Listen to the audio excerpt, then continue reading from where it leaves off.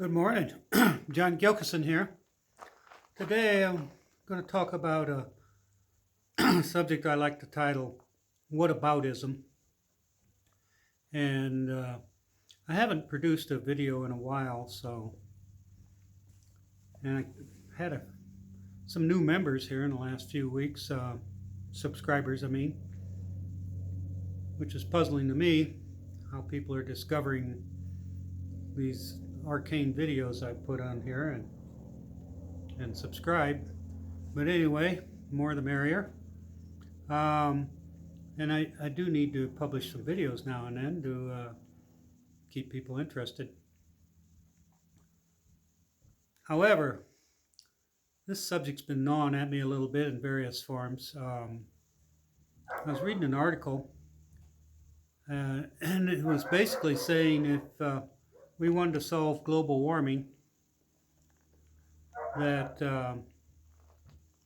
it's just not going to do any good for Americans, for example, to buy electric cars and get solar panels because it only represents 0.0 some percent of the total amount of carbon emissions worldwide because of the Chinese and because of the Indians.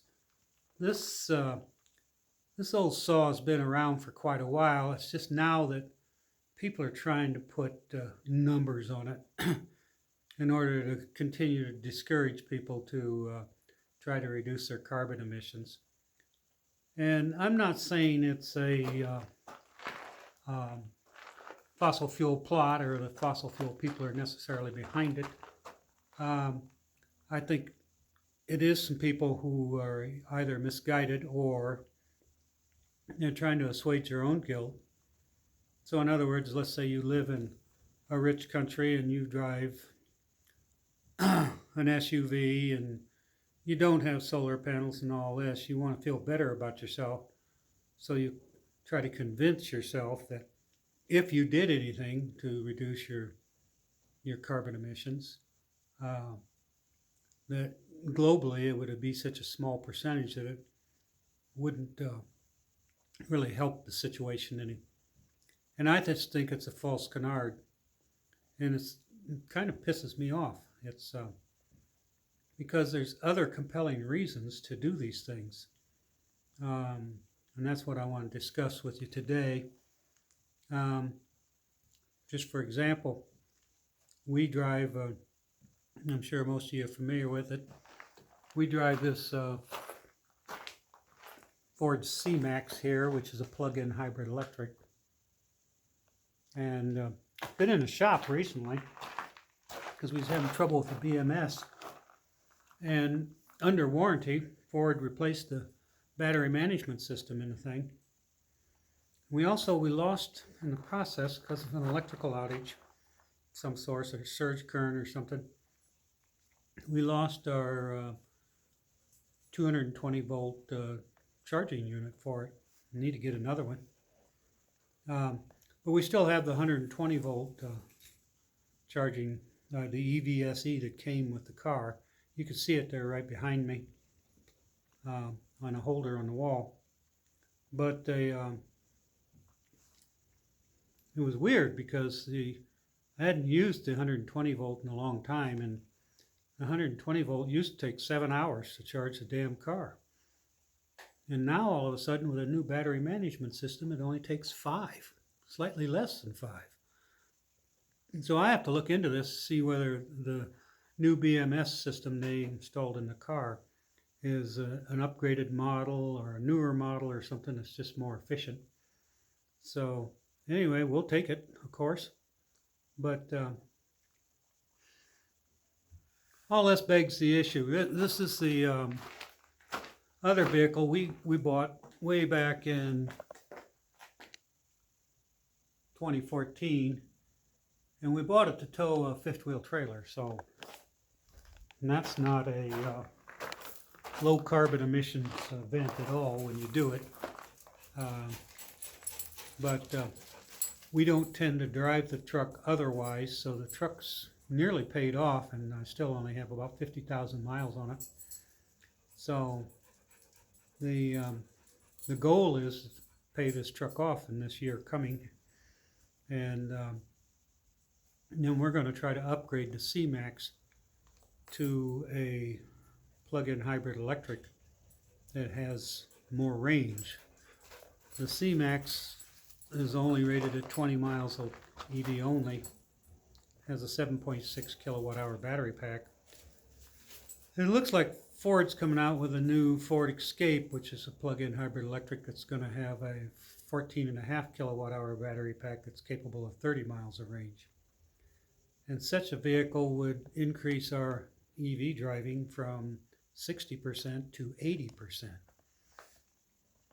Now, we live out here in the desert southwest, so the charging infrastructure is not good for pure electric cars. But I would call 80% of my driving in electric only mode to be really good. Anyway, long story short, is also next year when we get ready to buy this new vehicle, El Paso Electric is going to stop paying us 8 cents a kilowatt hour for our solar power that we sell to them, because we had a contract for 8 cents a kilowatt hour for 8 years, and that's going to end in like December of 2020. But here's the thing. They now have just recently introduced a special electric rate for EV owners.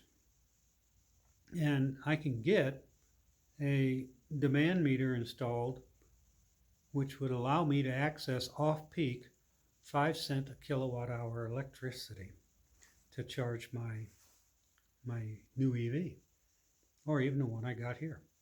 Doesn't make any difference. Now the kicker is it cost about $500 to install this new meter. But here's the thing, I would be paying 12 cents a kilowatt hour normally. So the difference, and it doesn't make any difference whether we're talking about this car behind me, but the one with the would up my range to 30 miles and give me 80% EV driving. I would be spending, at 12 cents a kilowatt hour, I'd be spending $480 roughly for per year for electricity to charge it, which is not bad. It's only $40 a month, but still, it's not as good as 8 cents a kilowatt hour has been. But 5 cents would lower my cost to around $203 or something like that. So literally I'd be saving over $250 a year. So this new meter would pay for itself in 2 years. So I think that's a go. If we buy another vehicle and get rid of this vehicle, we're going to install that meter and go back to 220 volt charging, so we can get a lot of charging done off peak. Right now this 5-hour charging routine is putting a cramp in our style a little bit, but it's much better than 7 hours that the vehicle came with. Apologize for our German Shepherd out there barking, but she's doing what dogs do, I guess. So you get my point here. Now,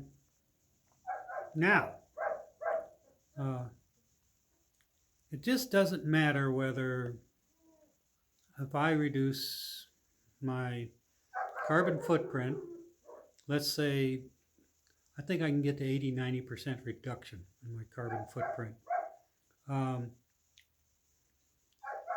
The thing that really can scale it back to maybe 70% is a long towing trip with this pickup truck over here and my fifth wheel. But anyway, it just doesn't matter if I'm also saving money. So these arguments fall flat, because what you're telling people is, oh, don't bother saving money. Don't bother implementing efficiencies. Don't bother with solar. Don't bother with anything that gets 100 miles per gallon versus 20 miles per gallon. just go ahead and throw that cash away because you're not saving the planet on your own. Well, that's a ludicrous argument. All of us, I think, could have a higher quality of life if we spent less money on energy that we don't need to use.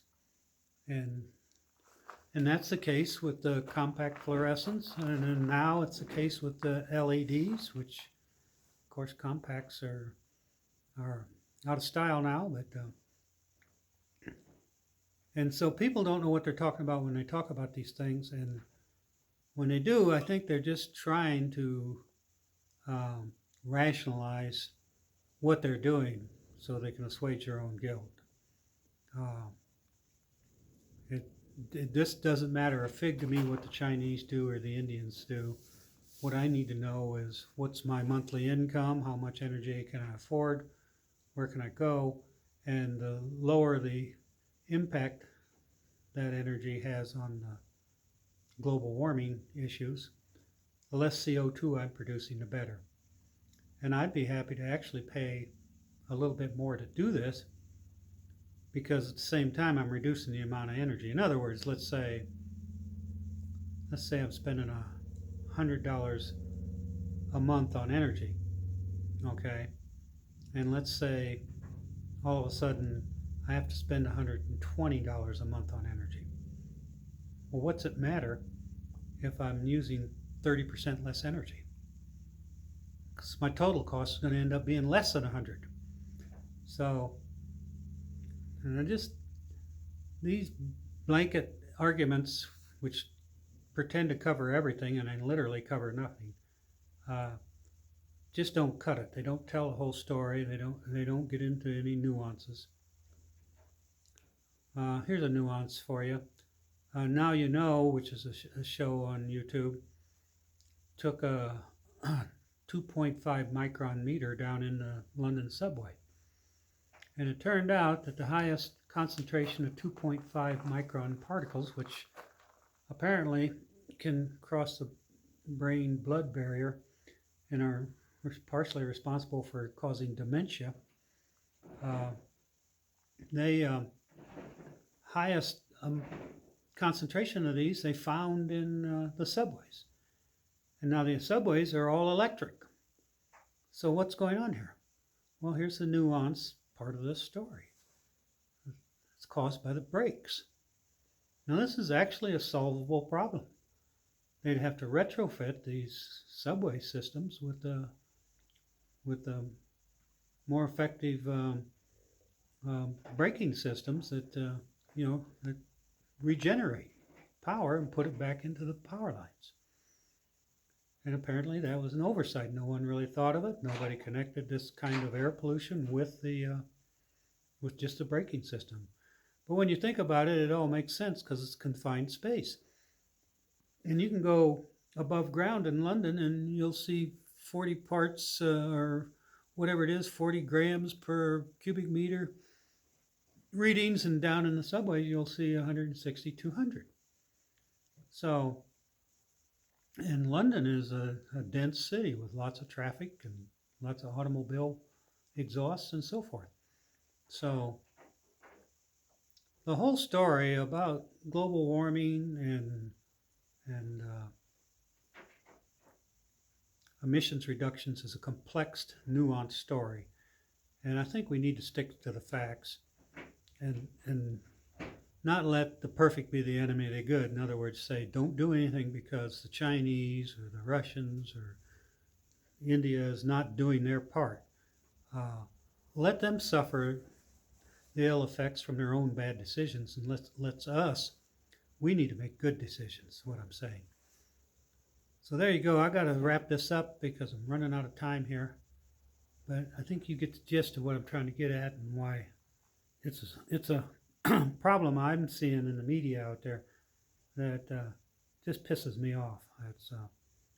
It's stupid, and it's not a nuanced position, and it's misleading. So we'll let you go. See you all down the road. Take care, everybody. Bye-bye.